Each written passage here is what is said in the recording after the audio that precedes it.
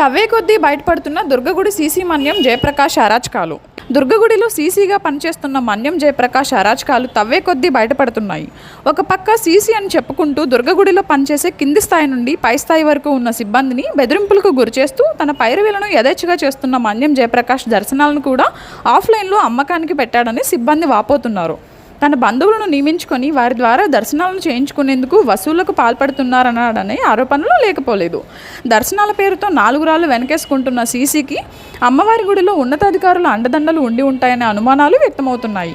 నీటి సరఫరా విభాగంలో కూడా తన బంధువులను నియమించుకొని వారి ద్వారాగా అనాధికారికంగా చేతివాటం చూపుతున్న సీసీ మన్యం జయప్రకాష్ పైన అధికారులు ఎటువంటి చర్యలు తీసుకోకపోవడం ఆశ్చర్యం కలిగిస్తుంది.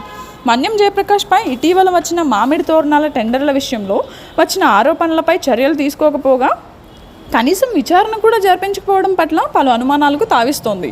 మామిడి తోరణాల టెండర్ల వివాదాల నేపథ్యంలో సీసీ మన్యం జయప్రకాష్పై తక్షణమే విచారణ చేపట్టాలని భక్తులు డిమాండ్ చేస్తున్నప్పటికీ అటు ఈఓ కానీ ఇటు విజిలెన్స్ సిబ్బంది కానీ సీసీ మన్యం జయప్రకాష్పై విచారణ చేయకపోవడం పట్ల భక్తులు ఆగ్రహం వ్యక్తం చేస్తున్నారు. తక్షణమే సీసీ మన్యం జయప్రకాష్ చేసిన అక్రమాలపై విచారణ చేపట్టిన కఠిన చర్యలు తీసుకోవాలని భక్తులు డిమాండ్ చేస్తున్నారు.